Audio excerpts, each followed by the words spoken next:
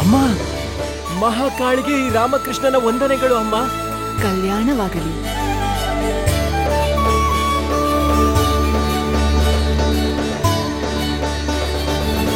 ಹೇಳು ರಾಮ, ನಿನಗೆ ಏನು ಬೇಕು? ನಿಮ್ಮ ದರ್ಶನ ಭಾಗ್ಯವಾಯ್ತಲ್ಲ, ಇದನ್ ಬಿಟ್ಟು ಬೇರೆ ಏನ್ ಬೇಕಾಗಿದೆ ನನಗೆ? ನನ್ನನ್ನ ಕ್ಷಮಿಸಿ ಅಮ್ಮ. ನನಗೆ ಗೊತ್ತಿರ್ಲಿಲ್ಲ ನಿಮ್ ದರ್ಶನ ಭಾಗ್ಯ ಇಷ್ಟು ಬೇಗ ಸಿಗುತ್ತೆ ಅಂತ. ನಾನ್ ಕೇಳ್ಪಟ್ಟೆ ಸಾಕಷ್ಟು ವರ್ಷಗಳ ತಪಸ್ಸಿನ ನಂತರ ನಿಮ್ಮ ದರ್ಶನ ಭಾಗ್ಯ ಆಗತ್ತೆ ಅಂತ. ಆದ್ರೆ ನನ್ಗಂತೂ ನೀನು ನಿನ್ನ ಹಿಂದಿನ ಜನ್ಮದಿಂದ ಆವಾಹನೆ ಮಾಡುತ್ತಿರುವೆ.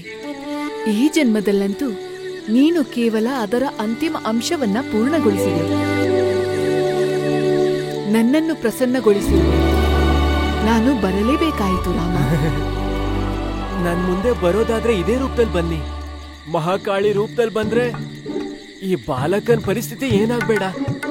ನೋಡಿ ತಾಯಿ, ಭಯಕ್ಕೆ ನನ್ನ ಕೈಯೆಲ್ಲ ಮತ್ತೆ ಮೈಯೆಲ್ಲ ಹೇಗೆ ಭಯಕ್ಕೆ ನಡುಗ್ತಾ ಇದೆ, ನೀವೇ ನೋಡಿ. ಯಾವ ವಿಷಯಕ್ಕೆ ಭಯ ರಾಮ? ನನ್ನ ಆ ರೂಪದಿಂದ ಭಯಭೀತರಾಗುವವರು ಪಾಪ ಮಾಡಿರುವಂಥವರು. ನಿಶ್ಚಲ ಹಾಗೂ ಪರಿಪೂರ್ಣ ಭಕ್ತರಿಗೆ ನನ್ನಿಂದ ಎಂಥ ಭಯ? ಮತ್ತೆ ಭಯ ಪಡಿಸ್ಬೇಡಿ ಅಮ್ಮ, ನಿಮ್ ಮಕ್ಕಳು ನಾವೆಲ್ಲ. ಮತ್ತೆ ನಾನು ಇಲ್ಲಿ ತನಕ ಕೆಲವೊಂದು ಪ್ರಸಂಗಗಳಲ್ಲಿ ನೋಡಿದ್ದೆ, ಮತ್ತೆ ಮೂರ್ತಿ ಸ್ವರೂಪದಲ್ಲಿ ನೋಡಿದ್ದೆ. ನೀವು ನಿಮ್ ಚಿತ್ರಗಳಿಗಿಂತ ಅಧಿಕ ಮಮತಾಮಯ್ಯ ಅಮ್ಮ. ಕ್ಷಮಿಸಿ ಅಮ್ಮ, ನಾನ್ ನಿಮ್ ಹತ್ರ ಒಂದ್ ಪ್ರಶ್ನೆ ಕೇಳೋಕೆ ಸ್ವಲ್ಪ ಮುಜುಗರ ಆಗ್ತಿದೆ. ನೀವು ನನಗೆ ಪ್ರಾಣದ ಭಿಕ್ಷೆ ಕೊಟ್ರೆ ನಾನ್ ನಿಮಗೆ ಪ್ರಶ್ನೆ ಕೇಳೋ ದುಸ್ಸಾಹಸನ ಮಾಡ್ತೀನಿ. ಕೇಳು ರಾಮ, ಏನು ಕೇಳಬೇಕೆಂದಿರುವೆ? ಏನಿಲ್ಲ, ಅದೇನಂದ್ರೆ ನಿಮ್ಮ ವಿಶಾಲ ಮತ್ತೆ ವಿರಾಟ ರೂಪ ಇದೆ. ಸಾಮಾನ್ಯ ಜನಗಳಿಗಂತೂ ನೆಗಡಿ ಶುರು ಆಯ್ತು ಅಂದ್ರೆ ಅವ್ರಿಗೆ ಒಂದು ಮೂಗನ ಸಂಭಾಳಿಸೋಕೆ ತುಂಬಾ ಕಷ್ಟಪಡ್ತಾರೆ. ನಿಮಗಂತೂ ತುಂಬಾ ಮುಖಗಳಿದೆ, ಸಾಕಷ್ಟು ಮೂಗುಗಳಿದೆ. ಒಂದ್ ವೇಳೆ ನಿಮ್ಗೂ ನೆಗಡಿ ಆದ್ರೆ ನೀವು ಆ ಮೂಗನೆಲ್ಲ ಹೇಗ್ ಸಂಭಾಳಿಸ್ತೀರಾ?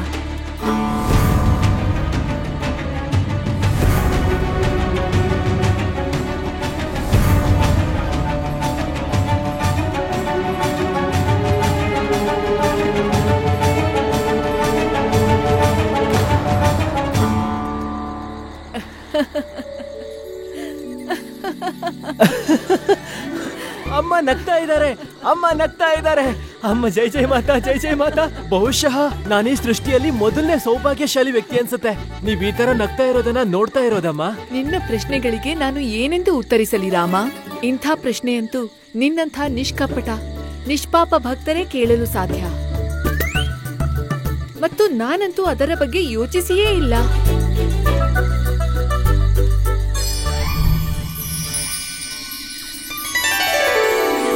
ಈ 2 ಬಟ್ಟಲಿನಿಂದ ಒಂದನ್ನು ತೆಗೆದುಕೋ ರಾಮ. ಈ 2 ಬಟ್ಟಲಿನಲ್ಲಿ ನನ್ನ ಒಂದೊಂದು ವರದಾನವಿದೆ. ಬಲಗೈಯ ಬಟ್ಟಲಿನಲ್ಲಿರುವಂತಹ ಮೊಸರು, ಇದರಲ್ಲಿ ಧ್ಯಾನದ ಭಂಡಾರವಿದೆ. ಎಡಗೈಯ ಬಟ್ಟಲಿನಲ್ಲಿರುವಂತಹ ಹಾಲಿನಲ್ಲಿ ಐಶ್ವರ್ಯ ಮತ್ತು ಸಂಪತ್ತಿದೆ. ಯಾವುದು ಬೇಕಾದರೂ ತೆಗೆದುಕೋ.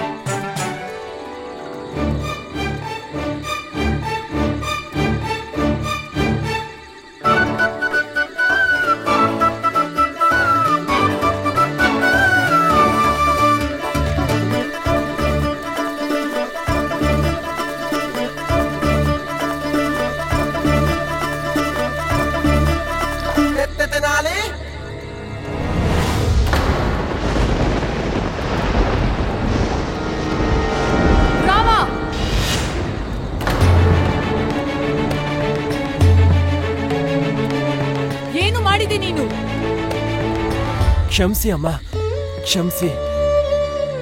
ಆದ್ರೆ ನೀವೇ ಯೋಚನೆ ಮಾಡಿ ಅಮ್ಮ, ನಾನು ಐಶ್ವರ್ಯ ಸಂಪತ್ತನ್ನ ಸೇವಿಸಿದ್ರೆ ಜ್ಞಾನ ಪ್ರಾಪ್ತಿ ಆಗೋದಿಲ್ಲ ಅಲ್ವಾ? ಜ್ಞಾನನೇ ಇಲ್ಲದೆ ಇರೋ ಐಶ್ವರ್ಯ ಸಂಪತ್ ಏನಕ್ಕೆ? ಒಂದ್ ವೇಳೆ ಜ್ಞಾನದ್ದೇ ಮೊದಲು ಕುಡ್ದಿದ್ರೆ ಆ ಜ್ಞಾನ ಹಿಡ್ಕೊಂಡು ನಾನೇನ್ ಮಾಡ್ಲಿ? ಅದರಿಂದ ದರಿದ್ರ ಮತ್ತೆ ಬಡತನದಿಂದ ಸತ್ತು ಹೋಗ್ತಿದ್ದೆ. ನನಗ್ ಸಿಕ್ಕಿದ್ರೆ 2 ಒಟ್ಟಿಗೆ ಸಿಗ್ಬೇಕಮ್ಮ, ಇಲ್ಲಾಂದ್ರೆ 2 ಕೂಡ ನಿರರ್ಥಕ.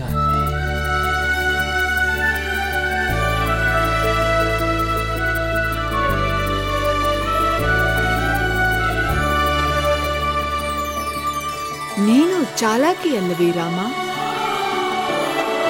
ಮತ್ತು ಬುದ್ಧಿವಂತ ಕೂಡ. ಸರಿ ರಾಮ, ಇಂದು ನಾನು ನಿನಗೆ ಧನ ಹಾಗೂ ಬುದ್ಧಿ ಎರಡರ ವರದಾನ ನೀಡುವೆ.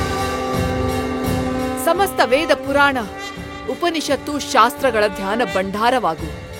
ಜೀವನ ಪರ್ಯಂತ ಧನ ಹಾಗೂ ಐಶ್ವರ್ಯ ನಿನ್ನ ಜೊತೆಯಲ್ಲಿರುತ್ತವೆ. ಮುಂಬರುವ ಕಾಲದಲ್ಲಿ ತೆನಾಲಿ ಗ್ರಾಮ ನಿನ್ನಿಂದ ಪ್ರಸಿದ್ಧವಾಗುತ್ತದೆ. ಹೋಗು ರಾಮ, ನನ್ನ ಆಶೀರ್ವಾದ ಸದಾ ನಿನ್ನೊಂದಿಗಿರುತ್ತದೆ.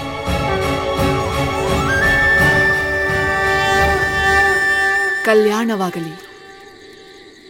ಒಂದು ವಿಚಾರ ನೆನಪಿರಲಿ, ಫಲ ಬೇಕೆಂದಿದ್ದರೆ ನೀನು ಮೊದಲು ಬುಡದ ಬಗ್ಗೆ ಯೋಚಿಸಬೇಕು. ಬುಡ ಗಟ್ಟಿಯಾಗಿದ್ದರೆ ಫಲ ತಾನಾಗಿಯೇ ಸಿಗುತ್ತದೆ.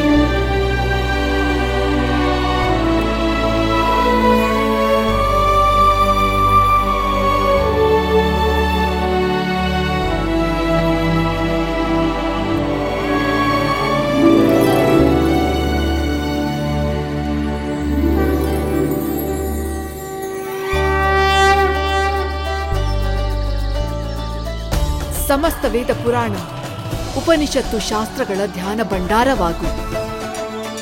ಜೀವನ ಪರ್ಯಂತ ಧನ ಹಾಗೂ ಐಶ್ವರ್ಯ ನಿನ್ನ ಜೊತೆಯಲ್ಲಿರುತ್ತದೆ.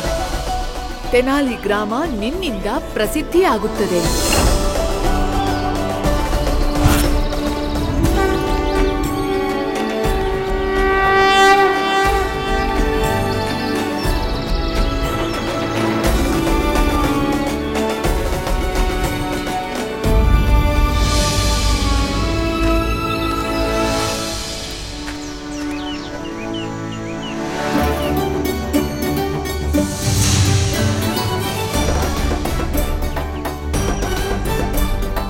ಫಲ ಬೇಕು ಎಂದಿದ್ದರೆ ನೀನು ಮೊದಲು ಬುಡದ ಬಗ್ಗೆ ಯೋಚಿಸಬೇಕಾಗುತ್ತದೆ.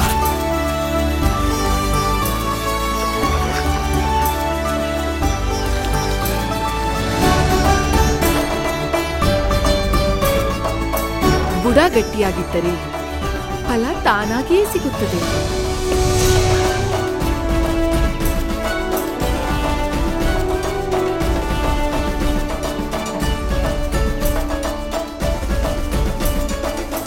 ಶಾರದಾ, ನಾನು ಬರ್ತಾ ಇದ್ದೀನಿ.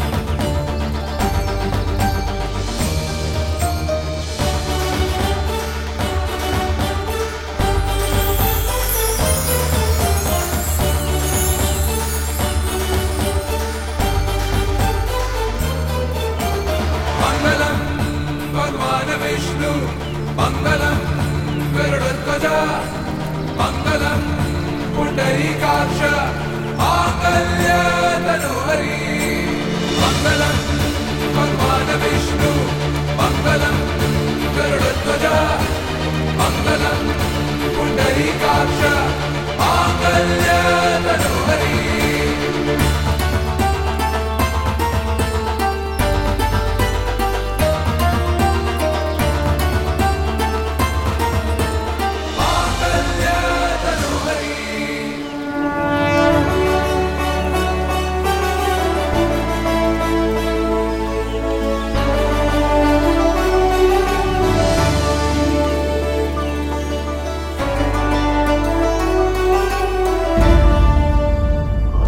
ಈಗ ಮಹಾರಾಜರು ಅನುಮತಿ ಕೊಟ್ರೆ ನಾವು ದರ್ಬಾರನ್ನ ಪ್ರಾರಂಭ ಮಾಡಬಹುದು. ಇನ್ನೇನ್ ಹೇಳ್ತಿದ್ದೀನಿ ತಿಮ್ಮರಸು ಅವರೇ, ಅದೇ ಹೇಳ್ತಿದ್ದೀನಲ್ಲ, ಮುಂದುವರ್ಸಿ ಅಂತ. ಇನ್ ಹೇಗಿರುತ್ತೆ ಅನುಮತಿ? ಇನ್ ಹೇಗಿರುತ್ತೆ? ಮಹಾರಾಜರಿಗೆ ಏನ್ ಮಹಾರಾಜರಿಗೆ? ಏನು ಮಹಾರಾಜರಿಗೆ ತಿಮ್ಮರಸು ಅವರೇ? ಏನು ಮಹಾರಾಜರಿಗೆ? ಅದು ಮಹಾರಾಜರ ಸೈನ್ಯದ ಸೇನಾಧಿಪತಿ ಮಹಾರಾಜ ಯುದ್ಧದಿಂದ ಹಿಂತಿರುಗಿದ್ದಾರೆ. ಹಾಗೇನು? ಹಾಗೆ ಹೇಳಿ ಮತ್ತೆ ಸೇನಾಪತಿ ಬಂದಿದ್ದಾರೆ. ಸೇನಾಪತಿಯನ್ನು ಕರೆಯಿರಿ. ಸೇನಾಪತಿ ಹಾಜರಾಗಿ.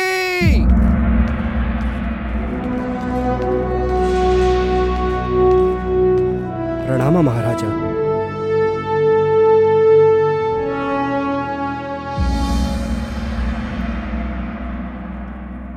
ಸೇನಾಪತಿಗಳೇ, ನಿಮ್ಮ ಈ ಬಾಡಿದ ಮುಖ ನಮಗೆ ಹೇಳುತ್ತಿದೆ ನೀವು ಯುದ್ಧದಲ್ಲಿ ಮತ್ತೊಮ್ಮೆ ಸೋತಿದ್ದೀರಿ ಅಂತ. ನಮಗೆ ವಿಷಾದವಿದೆ ಮಹಾರಾಜ. ನಮ್ಮಲ್ಲಿ ವಿಶ್ವಾಸವಿಡಿ. ನಾವು ತುಂಬಾ ಪ್ರಯತ್ನ ಪಟ್ಟಿದ್ದೇವೆ. ನಮ್ಮ ಸೇನೆ ಪೂರ್ತಿ ಶಕ್ತಿಯಿಂದ ಯುದ್ಧ ಮಾಡಿದೆ. ಆದರೆ ಈ ಸಲ ನಾವು ವಿಜಯ ಸಾಧಿಸೋದು ಅನುಮಾನ ಇದೆ.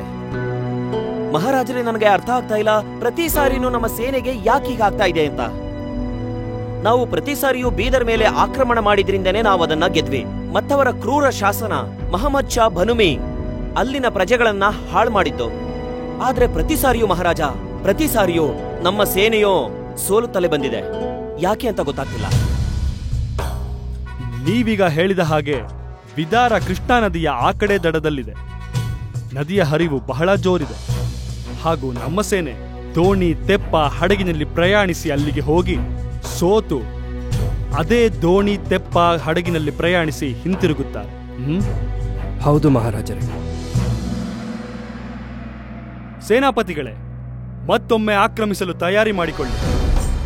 ಆದರೆ ಈ ಬಾರಿ ನಮ್ಮ ಸೇನೆ ನದಿಯ ಆ ಕಡೆ ದಡವನ್ನು ಸೇರುತ್ತಿದ್ದಂತೆಯೇ ಯಾವ ದೋಣಿ, ಯಾವ ತೆಪ್ಪ, ಯಾವ ಹಡಗುಗಳಲ್ಲಿ ಸವಾರಿಯಾಗಿ ಸೋತ ಸೇನೆ ಹಿಂತಿರುಗುತ್ತಾರೋ ಅಲ್ಲಿಂದಲ್ಲಿಯೇ ಎಲ್ಲವನ್ನೂ ಸುಟ್ಟು ಹಾಕಿ.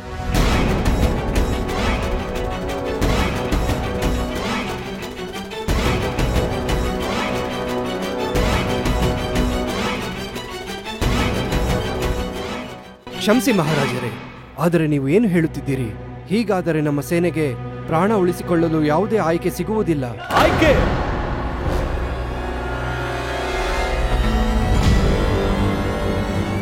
ಈ ಕಾರಣದಿಂದಾಗಿಯೇ ಇಲ್ಲಿಯವರೆಗೂ ಯಾವುದೇ ಯುದ್ಧವನ್ನು ಗೆಲ್ಲಲಾಗಿಲ್ಲ ಸೇನಾಧಿಪತಿಗಳೇ. ಆಯ್ಕೆ? ಏಕೆಂದರೆ ಆಯ್ಕೆ ಇದ್ದಲ್ಲಿ ಇಚ್ಛಾಶಕ್ತಿ ದುರ್ಬಲಗೊಳ್ಳುತ್ತದೆ. ಆದ್ದರಿಂದ ನಾವು ಆಯ್ಕೆಗೆ ಅವಕಾಶವನ್ನು ಕೊಟ್ಟಿಲ್ಲ. ಆಗ ಜೀವ ಉಳಿಸಿಕೊಳ್ಳಲು ಓಡುವ ಅವಕಾಶವೇ ಇರುವುದಿಲ್ಲ. ಯುದ್ಧ ನಡೆಯುತ್ತದೆ, ಆದರೆ ಗೆಲ್ಲುವುದಕ್ಕಲ್ಲ, ಜೀವ ಉಳಿಸಿಕೊಳ್ಳುವುದಕ್ಕಲ್ಲ. ಆಗ ಮಾಡು ಇಲ್ಲವೇ ಮಡಿ, ಇದನ್ನು ಬಿಟ್ಟು ಬೇರೆ ಯಾವುದೇ ಆಯ್ಕೆ ಇರುವುದಿಲ್ಲ. ಹೊರಡಿ, ಆಕ್ರಮಣ ಮಾಡಲು ಸಿದ್ಧರಾಗಿ. ನಮಗೆ ವಿಶ್ವಾಸವಿದೆ, ಈ ಬಾರಿ ನಮ್ಮ ಸೇನೆಯ ಗೆಲುವು ನಿಶ್ಚಿತ. ಮಹಾರಾಜ್ ಕೃಷ್ಣದೇವರಾಯ ಕೀ ಜೈ! ಮಹಾರಾಜ್ ಕೃಷ್ಣದೇವರಾಯ ಕೀ ಜೈ! ಮಹಾರಾಜ್ ಕೃಷ್ಣದೇವರಾಯ ಕೀ ಜೈ! ಎತ್ಕೊಳ್ಳಿ. ಸರಿ. ಅಯ್ಯೋ, ಮದ್ವೆ ಆಯ್ತಲ್ಲ, ಹೆಗಲ್ ಮೇಲೆ ಜವಾಬ್ದಾರಿ ಎತ್ಕೊಳ್ಳಿ ಅಂತಂದೆ. ಮುಂದೆ ಏನ್ ಮಾಡ್ಬೇಕು ಅಂತ ಯೋಚಿಸಿದೀರಾ? ಎಲ್ಲ ಯೋಚನೆ ಮಾಡಿದ್ದೀನಿ. ಮುಂದೆ ವಿಜಯನಗರಕ್ಕೆ ಹೋಗಿ ನಮ್ಮ ರಾಜ ಶ್ರೀ ಕೃಷ್ಣದೇವರಾಯರನ್ನ ಭೇಟಿ ಮಾಡೋಣ. ಮತ್ತೆ ಅಲ್ಲಿಗೆ ಹೋಗಿ ಠಿಕಾಣಿ ಹೂಡೋದು. ವಿಜಯನಗರನ? ನಮ್ಮನ್ನಲ್ಲಿ ಯಾರು ಕರ್ಕೊಂಡು ಹೋಗ್ತಾರೆ? ಅಯ್ಯೋ, ನೀನ್ ಅದ್ರ ಬಗ್ಗೆ ಯಾಕೆ ಯೋಚಿಸ್ತೀಯ? ಮಹಾಗುರು ತಾತಾಚಾರ್ಯರು ಯಾವ ಕೆಲ್ಸಕ್ಕೆ ಬರ್ತಾರೆ? ಕೃಷ್ಣದೇವರಾಯನಿಗೆ ಜೈ! ನ್ಯಾಯಕ್ಕೆ ಪ್ರಿಯರಾದ ಮಹಾರಾಜ ಕೃಷ್ಣದೇವರಾಯರಿಗೆ ಜೈ! ಜೈ! ಜೈ! ಆಚಾರ್ಯ ತಾತಾಚಾರ್ಯರು, ನೀವು ತೆನಾಲಿ ಗ್ರಾಮಕ್ಕೆ ಹೋಗಿದ್ದೀರಲ್ಲವೇ? ಹೌದು. ತಮ್ಮ ಗೆಳೆಯರನ್ನು ಭೇಟಿಯಾಗಲು? ಮತ್ತೆ ಈ ಗಾಯಗಳು ಹೇಗಾಯ್ತು ಆಚಾರ್ಯರೇ? ಇಲ್ಲ. ಹಾ ಮಹಾರಾಜ, ನಿಮಗೆ ತಿಳಿದಿದೆಯಲ್ಲ ನನ್ನ ಬಗ್ಗೆ. ನಾವು ಪ್ರಭುಗಳ ಧ್ಯಾನದಲ್ಲಿ ನಿರತರಾದಾಗ ಲೌಕಿಕ ಪ್ರಪಂಚದ ಬಗ್ಗೆ ಅರಿವೇ ಇರೋದಿಲ್ಲ ನಮಗೆ. ಮತ್ತೆ ಹಾಗೇನೆ ಶಿವನ ನಾಮಸ್ಮರಣೆ ಮಾಡ್ತಾ ಹಾಗೆ ಬರ್ತಾನೇ ಇದ್ದೆ. ಗೊತ್ತೇ ಆಗ್ಲಿಲ್ಲ. ಮುಂದೆ ಒಂದು ಕಲ್ಲಡ್ಡ ಬಂದು ದಡಾರ್ ಅಂತ ಹಳ್ಳದಲ್ಲಿ ಬಿದ್ಬಿಟ್ಟೆ. ನಾನ್ ಬೀಳೋದೇನೋ ಬಿದ್ದೆ, ಆದ್ರೆ ಮತ್ತೆ ಮಹಾರಾಜ, ಆ ರೀತಿಯಾದಂತ ಒಂದು ಹಳ್ಳದಲ್ಲಿ ಬಿದ್ದ ಮೇಲೂ ಕೂಡ ಮಹಾರಾಜ ನಾವು ಶಿವಸ್ಮರಣೆಯನ್ನ ನಿಲ್ಲಿಸಲೇ ಇಲ್ಲ. ಜಪವನ್ನ ಮಾಡ್ತಾನೇ ಇದ್ದೆ. ಅದ್ಭುತ, ಅದ್ಭುತ. ವಿಜಯನಗರ ಸಾಮ್ರಾಜ್ಯಕ್ಕೆ ನಿಮ್ಮ ಮೇಲೆ ಹೆಮ್ಮೆ ಇದೆ. ನಿಮ್ಮಂತಹ ದೈವ ಭಕ್ತರು ಬೇರೆಲ್ಲಿ ಸಿಗುತ್ತಾರೆ? ವಿಜಯನಗರದ ಸೌಭಾಗ್ಯವು ನಿಮ್ಮಂತಹ ಧರ್ಮಾಧಿಕಾರಿ. ಕ್ಷಮಿಸಿ. ನಿಮ್ಮಂತ ದೈವ ಭಕ್ತರು, ನಿಮ್ಮಂತ ಧರ್ಮಾಧಿಕಾರಿಗಳು ಈ ಸಭೆಯ ಶೋಭೆ. ನಿಮ್ಮ ಸ್ಥಾನವನ್ನು ಯಾರು ತುಂಬುತ್ತಾರೆ? ಆಚಾರ್ಯ, ತಾತಾಚಾರ್ಯ.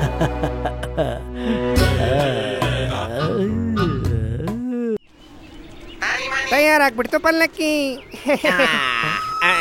ನೋಡಮಣಿ, ಕೋಪ ಬರಿಸ್ಬೇಡ ನನ್ಗೆ. ಪಲ್ಲಕ್ಕಿಲಿ ಕುತ್ಕೊಂಡು ನಾನೇ ಹೋಗ್ತೀನಿ. ನಾನು ಹೋಗ್ತೀನಿ. ಪಲ್ಲಕ್ಕಿ ತಯಾರಾಯ್ತಾ? ತಯಾರಾಗಿದೆ. ಹೋಗೋಣ್ವಾ? ಎಲ್ಲಿಗೆ ಹೋಗ್ಬೇಕು? ಅದು ವಿಜಯನಗರಕ್ಕೆ ಮತ್ತೆಲ್ಲಿಗೆ? ಯಾವ ಖುಷಿಲಿ? ಖುಷಿ ಅಂತೂ ನಿಮ್ ಗುರುಗಳು ತಾತಾಚಾರ್ಯರಿಗಾಗತ್ತೆ. ಅವರು ನನ್ನನ್ನು ನೋಡಿದಾಗ. ಏನೋ ನಿನ್ ಹೆಸರು ಹಣನಾ? ಇಲ್ಲ, ನಮ್ಮ ಗುರುಗಳು ಇದ್ರ ಜೊತೆಗೆ ಹಣ ನೋಡಿದ್ರೆ ಮಾತ್ರ ಖುಷಿ ಪಡೋದು. ನೋಡಿ ಅಣ್ಣ, ನನಗೆ ವಿಜಯನಗರಕ್ಕೆ ಹೋಗಕ್ಕಂತೂ ಆಸೆ ಇಲ್ಲ. ಅದು ನಿಮ್ ಗುರುಗಳೇ ಸ್ವತಃ ಆಮಂತ್ರಣ ಕೊಟ್ಟು ಬರೋದಕ್ಕೆ ಹೇಳಿದ್ದಾರೆ. ಹಾಗಂದ್ಮೇಲೆ ಬರ್ಲೇಬೇಕಲ್ವಾ? ಇಲ್ಲ ಅಂದ್ರೆ ಬೇರೆ ಏನ್ ಅವಶ್ಯಕತೆ ಇದೆ ಅಲ್ಲಿಗೆ ಹೋಗೋಕೆ? ಗುರೂಜಿ ಆಮಂತ್ರಣ ಕೊಟ್ಟಿದ್ರ? ಯಾವಾಗ ಕೊಟ್ಟಿದ್ರು? ಮರ್ತು ಹೋದ್ರ ಯಾವಾಗ ಕರ್ತಿದ್ದು ಅಂತ ಜ್ಞಾಪಿಸ್ಕೋ. ಸವಾಲ್ ಹಾಕ್ತಿದ್ದೀನಿ ನಿನ್ಗೆ ನಾನು. ಮಾಡು ದುಸ್ಸಾಹಸ. ವಿಜಯನಗರಕ್ಕೆ ಹೆಜ್ಜೆ ಇಡು ನೋಡೋಣ. ಮತ್ತೆ ನೋಡು ಯಾವ ರೀತಿಯ ಸ್ವಾಗತವನ್ನ ಮಾಡ್ತಾನೆ ಈ ತಾತಾಚಾರ್ಯ ನಿನ್ನಂತ ಉತ್ತಂಡ ಪಂಡಿತನಿಗೆ. ನೆನ್ಪಾಯ್ತಾ? ವಿಜಯನಗರದ ಮಣ್ಣಿನ ಮೇಲೆ ಕಾಲಿಡು ನೋಡೋಣ, ಅವಾಗ ನಿನ್ನ ನೋಡ್ಕೋತೀನಿ ಅಂತ ಯಾರು ಹೇಳಿದ್ದು? ಗುರುಗಳು. ಯಾವ ತರ ಸ್ವಾಗತ ಮಾಡ್ತೀನಿ ನೀನ್ ನೆನ್ಪಿಡ್ಕೋಬೇಕು ಅಂತ ಯಾರು ಹೇಳಿದ್ದು? ಗುರುಗಳು. ಆದ್ರೆ ಇದು ಬೆದರಿಕೆ ಆಯ್ತಲ್ಲ. ಆಮಂತ್ರಣ ಎಲ್ಲ ಆಯ್ತು. ಅದೇ ವಿಷಯ. ಮಹಾನ್ ತಾತಾಚಾರ್ಯರ ದೊಡ್ಡ ಮಾತುಗಳನ್ನ ನಾವ್ ಅರ್ಥ ಮಾಡ್ಕೊಳ್ಳೋದಾಗಿದ್ರೆ ನಾವೇ ತಾತಾಚಾರ್ಯ ಆಗ್ತಿದ್ವಿ. ಸರಿ, ನಾನ್ ಹೇಳ್ತೀನಿ ಅವರಿಗೆ, ಗುರುದೇವ, ನಾನ್ ನಿಮ್ ಶಿಷ್ಯಂದ್ರಿಗೆ ಹೇಳಿದ್ದೆ ನನ್ನನ್ನ ವಿಜಯನಗರ ಕರ್ಕೊಂಡು ಹೋಗಿ ಅಂತ. ಅದನ್ ಬಿಟ್ಬಿಡಿ. ಒಂದ್ ವೇಳೆ ನೀವು ಅವ್ರ ಆದೇಶನ ಪಾಲಿಸ್ಲಿಲ್ಲ ಅಂದ್ರೆ ಅವರು ಏನ್ ಮಾಡ್ತಾರೆ? ಅವರು ಕೋಪ ಮಾಡ್ಕೊಂಡು ಕುದುರೆ ಹಿಂದೆ ನಿಮ್ಮನ್ ಕಟ್ಟಿ ನಿಮ್ಮ ಮೃದುವಾದ ಚರ್ಮನ ಸುಲ್ದು ಬಿಡ್ತಾರೆ. ಮತ್ತೆ ಬಿಸಿ ಎಣ್ಣೆಲಿ ನಿಮ್ಮನ್ನ ಹಾಕಿ ನಿಮ್ಮನ್ನೆಲ್ಲ ಬಿಸಿ ಬಿಸಿ ಪಕೋಡ ಮಾಡ್ತಾರೆ. ಇನ್ನೇನು ಹೆಚ್ಚು ಅಂದ್ರೆ ನಿಮ್ಮ ಅಂಗಾಂಗಗಳನ್ನ ಪುಡಿ ಪುಡಿ ಮಾಡಿ ಈ ರಾಜ್ಯದ ಮಧ್ಯದಲ್ಲಿ ಕೂರ್ಸಿ ನಿಮ್ಮನ್ನ ಭಿಕ್ಷೆ ಬೇಡೋ ತರ ಮಾಡ್ತಾರೆ. ತಯಾರಾಗಿದೆ, ಕೂತ್ಕೊಳ್ಳಿ. ಇಲ್ಲ, ಆಗಲ್ಲ. ಈಗ ಹೋಗಲ್ಲ. ಈಗ ನನಗ್ ಮನ್ಸಿಲ್ಲ ಹೋಗೋಕೆ. ಅಯ್ಯೋ, ನೀವು ಬೇಜಾರ್ ಮಾಡ್ಕೋಬೇಡಿ. ನೋಡಿ, ಇವನು ದಡ್ಡ ಅಯೋಗ್ಯ, ಇವನ್ಗೇನು ಅರ್ಥ ಆಗೋದಿಲ್ಲ.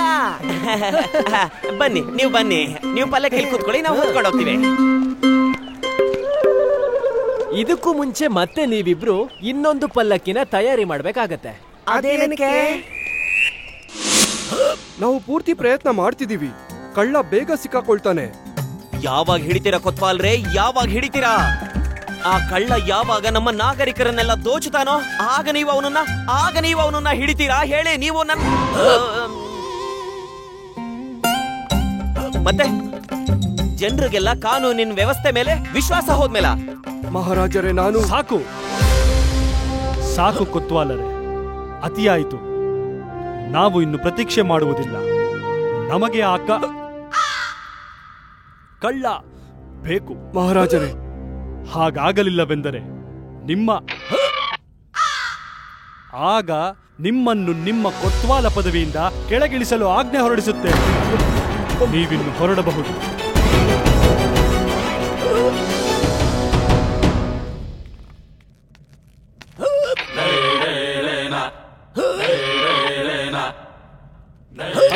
ಸ್ವಲ್ಪ ಧನ್ಯವಾದ. ಏನಾಯ್ತು ಆಚಾರ್ಯರೇ? ಎಲ್ಲ ಸರಿ ಇದೆಯೇ? ಓಹೋ, ನನಗನಿಸುತ್ತದೆ ಯಾರೋ ನಿಮ್ಮನ್ನು ನೆನೆಸಿಕೊಳ್ಳುತ್ತಿದ್ದಾರೆಂದು. ಇಲ್ಲ ಮಹಾರಾಜ, ಅದರ ಉಲ್ಟಾ ಕೂಡ ಆಗಬಹುದು. ಬೇರೆ ಅರ್ಥವೇ? ಹೌದು ಮಹಾರಾಜ, ನನಗನಿಸ್ತಾ ಇದೆ ಯಾವುದೋ ಅನಿಷ್ಟ ನಮ್ಮ ಬಾಗಿಲಿಗೆ ಬರ್ತಾ ಇದೆ ಅಂತ. ಬಹಳ ದೊಡ್ಡ ವಿಪತ್ತು ನಮ್ಮ ಕಡೆ ಬರ್ತಾ ಇದೆ. ಪಂಡಿತ ರಾಮನಿಗೆ ಜೈ! ಪಂಡಿತ ರಾಮನಿಗೆ ಜೈ! ಯಾವ ರೀತಿಯ ಸೂಚನೆ ಆಗ್ತಾ ಇದೆ ಅಂದ್ರೆ ನನಗೆ ಬಹಳ ದೊಡ್ಡ ಅಪಾಯ ಒಂದು ನಮ್ಮ ಬಳಿಯೇ ಬರ್ತಾ ಇದೆ. ಪಂಡಿತ ರಾಮನಿಗೆ ಜೈ! ಪಂಡಿತ ರಾಮನಿಗೆ ಏನಂದ್ರೆ